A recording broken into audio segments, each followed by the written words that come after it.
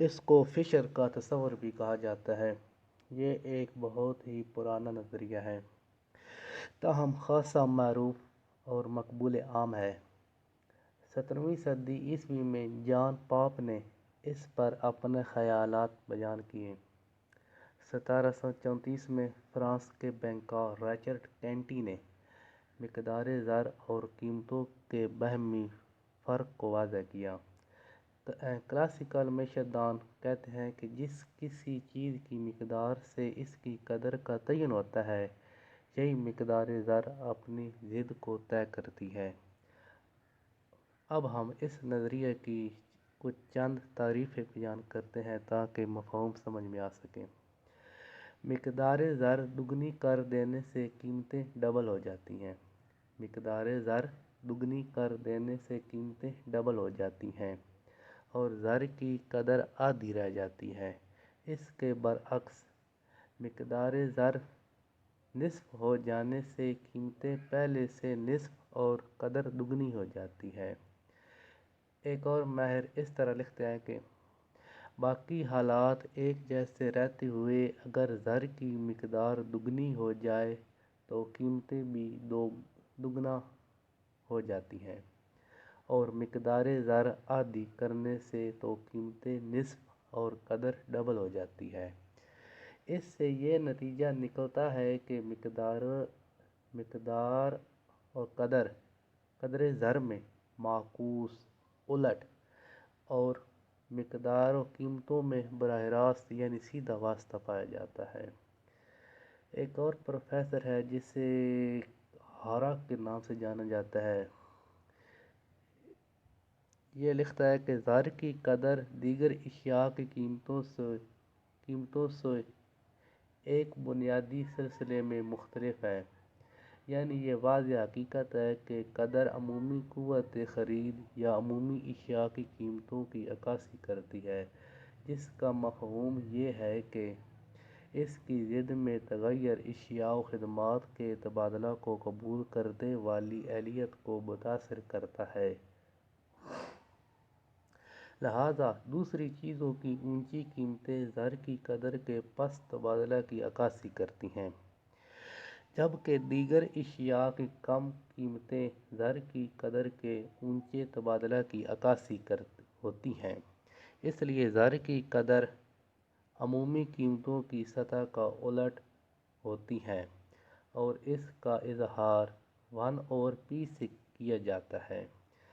Professor فشر نے اسے ایک مساوات کی صورت میں پیش کیا جس کو مساوات مبادلہ ایکسچینج ایکویشن کا نام دیتے ہیں، اور وہ اس طرح بنتی ہے: Pt=mv + m اور v۔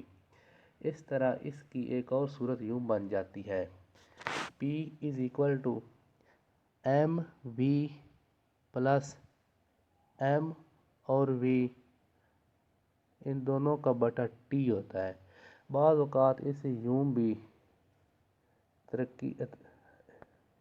لکھ سکتے ہیں: P=1/km۔ مزید برآں اسے اردو میں اگر یوں لکھا جاتا ہے: زیگا + زیگا/لام-ت قدر۔ اس سلسلے میں حسب ذیل چند امور توجہ کے قابل ہیں۔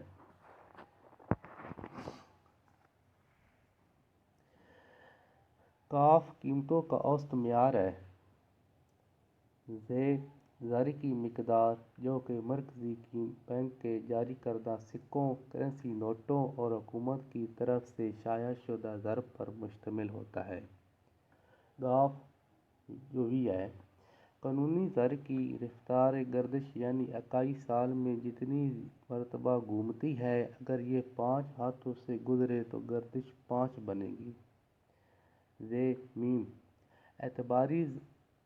اعتباری زر کی مقدار جو کہ تجارتی بینکوں کے جاری کیے ہوئے آلات اعتبار پر مشتمل ہوتی ہے۔ گاف جو v ہے، اعتباری زر کی رفتار گردش یعنی آلات جتنی مرتبہ اشیاء و خدمات کے لیے استعمال کیے جاتے ہیں۔ لام تے یعنی ٹی جو لکھا ہوتا ہے کو لین دین یا تجارت اشیاء کی ایسی مقدار جس کا زر کے ساتھ تبادلہ کیا جاتا ہے۔ پی ٹی اشیاء و خدمات کی مقدار ایکس قیمتیں برابر ہوتی ہیں اشیاء و خدمات کی زرعی مالیت جس سے زر کی مجموعی طلب ظاہر ہوتی ہے۔ مساوات میں ایم وی پلس ایم اور وی قانونی زر کی مقدار ایکس اس کی گردش رفتار گردش جمع اعتباری زر کی مقدار کراس اس کی گردش زر برابر ہوتی ہے زر کی مجموعی رسد جس سے لوگوں کے مجموعی اخراجات معلوم ہوتے ہیں۔ کسی ملک میں مجموعی رسد ایم وی پلس ایم اور وی کو اشیاء و خدمات کی مقدار ٹی سے تقسیم کر دیا جائے تو قیمتوں کی عمومی سطح معلوم ہو جاتی ہے جو قدر زر کا تعین کرتی ہے، مگر فشر کے خیال میں یہ مقداریں یکساں رہتی ہیں۔ قانونی زر کی رفتار گردش بھی ساکن ہوتی ہے، اعتباری زر کی گردش میں کوئی تبدیلی مقداری زر میں یکساں رہتی ہے، اعتباری زر کی گردش میں کوئی تبدیلی نہیں آتی۔ مزید برآں قانونی زر اور اعتبار زر کی مقدار کے درمیان جو تناسب ہوتا ہے وہ بھی ایک جیسا رہتا ہے، لہذا جب ٹی وی اور وی ساکن ہوں تو قانون زر کی مقدار ایم اور اعتبار زر کی مقدار ایم ڈیش ہے۔ براہ راست طور پر قیمتوں کی سطح پی مقرر ہوتی ہے، نتیجتاً جس سے ملک میں مجموعی مقدار زر بڑھتی ہے اسی نسبت سے قیمتیں چڑھ جاتی ہیں اور جس سے تناسب مقدار بڑھتی ہے۔ اس نسبت سے قیمتیں چڑھ جاتی ہیں جس تناسب مقدار زر میں کمی واقع ہوتی ہے اسی تناسب سے مقدار زر میں کمی ہوتی ہے، اسی تناسب سے قیمتیں بھی گھٹ جاتی ہیں۔ اس کے نیچے ایک مثال دی گئی ہے کہ فرض کریں کہ کسی ملک میں 2000 کلو گرام چینی تیار کی جاتی ہے، اس کی خریداری کے لیے ملک میں 4000 روپے کا قانونی زر اور 8000 روپے کا قانونی زر گردش دوبارہ اور 4 مرتبہ ہو تو چینی کی اوسط کل گرام قیمت یوں معلوم ہوگی: P = 4000 × 2 × 8000 × 4 / 2000 جو قیمت فی کلو ہوگی وہ 20 بنے گی۔ اس کے لیے کچھ چند مفروضات لیے جاتے ہیں۔ اس نظریہ کو درست ثابت کرنے کے لیے یہ کہا جاتا ہے کہ دوسرے حالات میں کوئی تبدیلی نہ ہو۔ اس کے لیے چند مفروضات قائم کر دیے جاتے ہیں جو اس طرح ہیں: گردش زر کی گردش کا مفہوم یہ لیا جاتا ہے کہ ایک سال کے دوران کوئی زرعی اکائی کتنے ہاتھوں سے گزرتی ہے، جیسا کہ 100 روپے کا نوٹ ایک مخصوص مدت میں 5 ہاتھوں سے گزرے تو مقدار زر 500 روپے ہوگی، لہذا یہ فرض کر لیا جاتا ہے کہ رفتار گردش میں کوئی کمی و بیشی نہیں ہوئی۔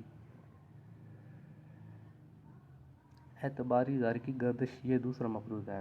اعتباری زر دریافت چیک اور ہنڈیوں وغیرہ پر مشتمل ہوتا ہے، لہذا اس میں کوئی بھی تغیر نہیں آنا چاہیے کیونکہ اس کی رفتار میں اضافہ مجموعی مقدار کو بڑھا دیتا ہے۔ زر کی مقدار میں اضافہ قیمتوں کی سطح کو بلند کر دیتا ہے اور قدر میں کمی آ جاتی ہے۔ نمبر 3 پر مفروض ہے تجارتی مقدار۔ اشیاء و خدمات کی خرید و فروخت کی مقدار ایک جیسی رہنی چاہیے، نہ صرف تجارت یکساں ہو بلکہ اشیاء و خدمات کی منتقلی میں بھی کوئی تغیر رونما نہ ہو کیونکہ ایسا ہونے سے زر کی قدر تبدیل ہو سکتی ہے۔ نمبر 4 پر ہے دفینوں کی مقدار۔ ایک مفروضہ یہ قائم کیا جاتا ہے کہ ملک میں دفن شدہ زر کی مقدار نہ گھٹے نہ زیادہ ہو بلکہ یہ اس طرح قائم رہنی چاہیے کیونکہ یہ زر بہر آنے سے مقدار زیادہ ہو جائے گی اور قدر گھٹ جائے گی۔ نمبر 5 پر ہے براہ راست تبادلہ۔ یہ تصور اسی وقت ثابت ہو سکتا ہے جب اشیاء سے تبادلہ نہ کیا جائے کیونکہ اشیاء کے عوض اشیاء حاصل کرنے کی مقدار تھوڑی ہو تو زر کے بدلے خریدی جانے والی اشیاء کی تعداد بڑھ جاتی ہے۔ اس صورت میں قیمتوں کی سطح ویسی رہتی ہے۔ ان مفروضات کی روشنی میں ہی یہ نظریہ صحیح ثابت ہو سکتا ہے۔ اس پر کچھ ماشین نے اعتراض بھی کیے ہیں۔ وہ پہل پر اعتراض کرتے ہیں کہ دوسرے حالات قائم نہیں رہتے۔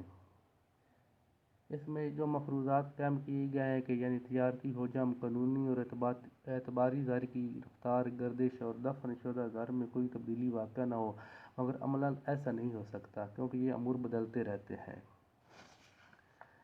نمبر 2 پر ہے قدر زر اور مقدار زر میں واسطہ۔ اس نظریے کے مطابق جس نسبت سے مقدار زر میں تبدیلی ہوتی ہے، اسی شرح سے زر کی مقدار میں تغیر واقع ہوتا ہے، یعنی زر کی مقدار دگنی ہونے سے زر کی قدر نصف رہ جاتی ہے۔ یہ بات درست معلوم نہیں ہوتی اور ضروری نہیں کہ جتنی مقدار زر میں تبدیلی ہو رہی ہے اتنا ہی اس کی قدر میں تغیر واقع ہو۔ مقدار زر اور قیمتوں میں باہمی تعلق، یہ تیسرا اعتراض ہے۔ لارڈ کنز نے یہ نکتہ اٹھایا کہ قیمتوں اور مقدار میں براہ راست کوئی تعلق نہیں ہوتا، کیونکہ جب مقدار زر میں تبدیلی آتی ہے تو سب سے پہلے شرح سود متاثر ہوتی ہے، اس کے بعد دوسرے متغیرات رونما ہوتے ہیں اور پھر قیمتوں میں اتار چڑھاؤ آتے رہتے ہیں۔ مقدار اور قیمتوں میں تناسب، یہ چوتھا اعتراض۔ اس میں یہ بات ضروری نہیں کہ جس شرح سے زر کی مقدار زیادہ یا کم ہو رہی ہو اسی حساب سے قیمتوں میں اضافہ یا کمی ہو جاتی ہے، البتہ ضروری ہے کہ زر کی مقدار اور قیمتوں کو متاثر کیے بغیر نہیں رہ سکتی۔ دھاتی زر اعلیٰ معادلہ۔ یہ ایس مل یہ اعتراض کرتے ہیں کہ یہ تصور صرف اسی صورت میں درست ہو سکتا ہے جب ذاتی زر کو اعلیٰ معادلہ کے طور پر استعمال کیا جائے، اور ایسا ہونے سے زیر گردش زر کی رفتار اور قیمتوں میں کوئی واضح راستہ نہیں لایا جا سکتا۔ پروفیسر مارشل نے یہ تنقید کی ہے کہ یہ تصور ان عناصر پر حاوی نہیں جو گردش زر کی بجائے طلب زر کی اصطلاح کو قابل ترجیح سمجھتے ہیں۔ متحرک حالات۔ لارڈ کنز کا کہنا ہے کہ یہ نظریہ صرف ساکن حالات میں ہی صحیح ثابت ہو سکتا ہے مگر قدر زر کی حرکیاتی تشریح پیش نہیں کرتا۔ نمبر 8 پر ہے قیمتوں کے عناصر۔ اس نظریے میں چند ایسے عوامل کو پس پش ڈال دیا ہے جو حقیقتاً قیمتوں کو متاثر کرتے ہیں، جیسے کہ زرعی اجرتیں، آبادی، ہنگامی حالات وغیرہ، لہذا یہ پوری معلومات فراہم کرنے سے قاصر ہیں۔ نمبر 9 پر ہے قدر زر۔ قدر زر کا دار مدار محض زر کی مقدار پر نہیں ہوتا بلکہ اس کا تعین رصد و طلب کے اصولوں کے علاوہ چند اور عناصر بھی کرتے ہیں۔ نمبر 10 پر ہے بیکار وسائل۔ اگر کسی ملک کے انسانی اور قدرتی ذرائع بیکار پڑے ہوں تو زر کی مقدار بڑھانے سے ان کا استعمال شروع ہو جاتا ہے، بنجر زمین آباد کی جا سکتی ہے، کارخانوں کی پیداواری صلاحیت بڑھائی جا سکتی ہے، ملک کی پیداوار زیادہ ہو سکتی ہے، تو ایسی صورت میں مقدار زر بڑھنے سے قیمتوں کی سطح بلند نہیں ہوتی۔ علاوہ ازیں مالی، تجارتی اور صنعتی اشیاء کی مجموعی مقدار بڑھنے سے قیمتیں زیادہ متاثر نہیں ہوتیں۔ نمبر 11 پر ہے بحران ختم کرنے میں ناکامی۔ اس نظریہ کا عملی اطلاق کیا جائے تو کساد بازاری کو دور نہیں کیا جا سکتا، کیونکہ ایسے حالات میں روزگار اور پیداوار کی سطح پست رہتی ہے، روزی گردش میں کمی سے مجموعی رسد بھی گھٹ جاتی ہے، نتیجتاً اشیاء کی قیمتیں گرنے لگتی ہیں۔ اگر حکومت مقدار زر کو بڑھا دے تو سرمایہ کاری کا حجم پھیلتا ہے۔ نمبر 12 پر ہے اتار چڑھاؤ کے عوامل۔ پروفیسر جی کراؤتھر نے یہ نکتہ اٹھایا کہ اس نظریے سے ایسا کوئی اشارہ نہیں ملتا کہ اشیاء و خدمات کی قیمتیں بلند کیوں ہو جاتی ہیں اور یہ کہ ان کا تدارک کیسے کیا جا سکتا ہے۔ سود اور نظریہ زر، یہ آخری اعتراض ہے۔ زر استعمال کرنے کی قیمت سود ہوتی ہے۔ زر استعمال کرنے کی قیمت سود کہلاتی ہے، مگر اس نظریے میں شرح سود کا ضمناً بھی کوئی ذکر